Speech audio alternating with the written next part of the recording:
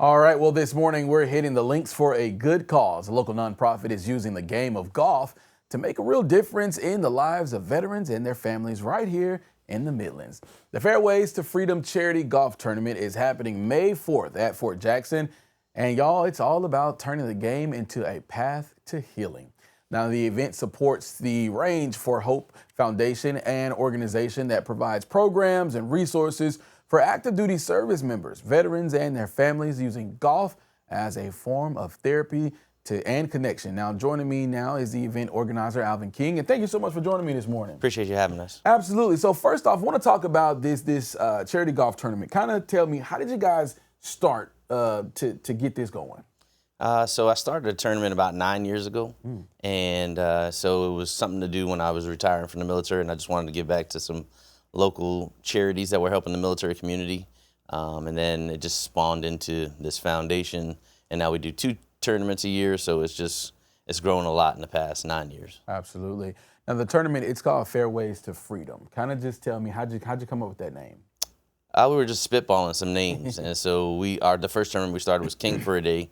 My last name is King, so that kind of was an easy one. And then as we came up for the second tournament, we were like, well, now that we've done this for a year or 2 or 3, what are we going to do next? And so the Fairways to Freedom was, we just trying to free people's minds from what they was going through, and it just kind of came at a time just past post-COVID and stuff like that. So it was just pretty interesting to kind of just throw that name together. Absolutely. And you guys talk about therapy, using golf as therapy, and like you said, you served as well. How does golf kind of help with those veterans and some of the folks who are dealing with PTSD? Well, I mean, the amazing part for us is that, for me personally, is that I use golf as recreational therapy, is what we call it. And so I found golf in the military, not that it was lost, but I found it. And so it helped me throughout my time, through my 20 years, through my multiple combat deployments. It was just something that I leaned back on.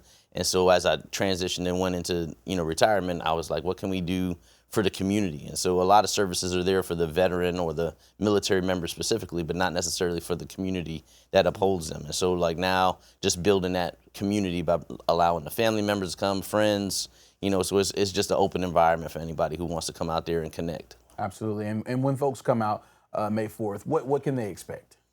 Oh, it's a fun time. This is something we do on a regular basis annually. So the reality is that it's going to be a good time. There's a bunch of teams.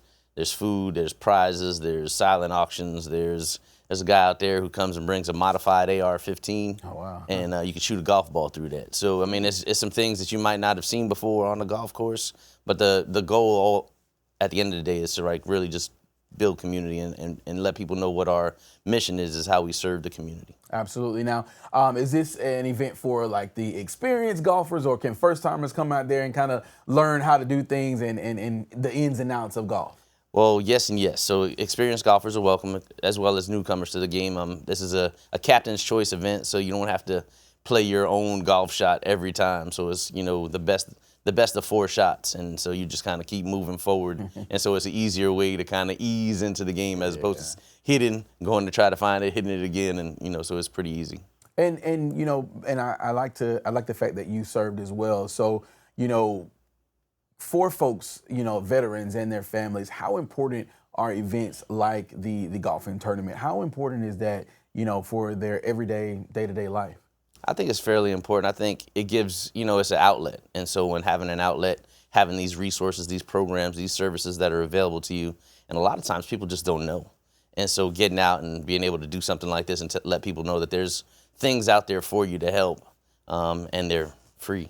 Absolutely. So, we love free. Oh, yeah. It's the right price. And speaking of money, the funds that are raised, where do they go? To the foundation. So we, through the foundation, although we host 2 charity golf tournaments, we also, starting yesterday, we do 6 months out of the year, 5 days a week, free golf lessons for the whole community. And so we got 5 different locations throughout the greater Columbia area, from Blythewood all the way out to Lexington. And so if you check out our website, Fore, hope.org, you can find out all the information about all those lessons, but you can come as many times as you want.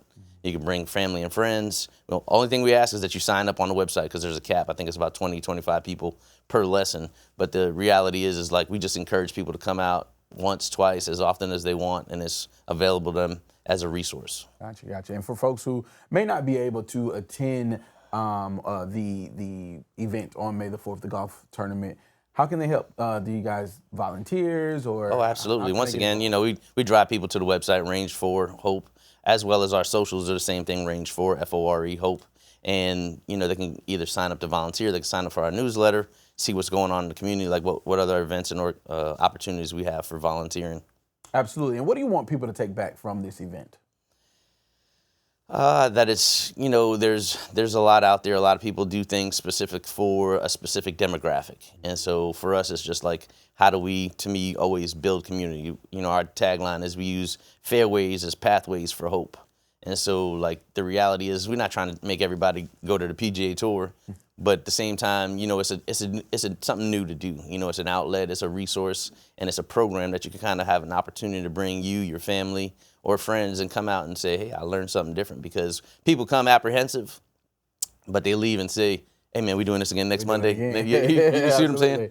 Absolutely. And so the golf tournament, is it a free entry or people need to purchase tickets? If so, where can they purchase the tickets? There's purchase on the website. They can purchase the tickets. We do have opportunities for some, as I say, scholarships if that's a requirement. But this is a fundraising event as we like to use this. So we have 2 fundraising events to keep all of our free golf lessons free. I mean, free to the community, not necessarily free to the foundation. But it's been a blessing to kind of provide that over the past few years. Absolutely. Again, if you could just tell the people again the dates, time, and location of the tournament one last time. Sure. It's Monday, May 4th at Fort Jackson, and we'd love to see you out there. Absolutely. Well, thank you so much for joining us, Mr. King.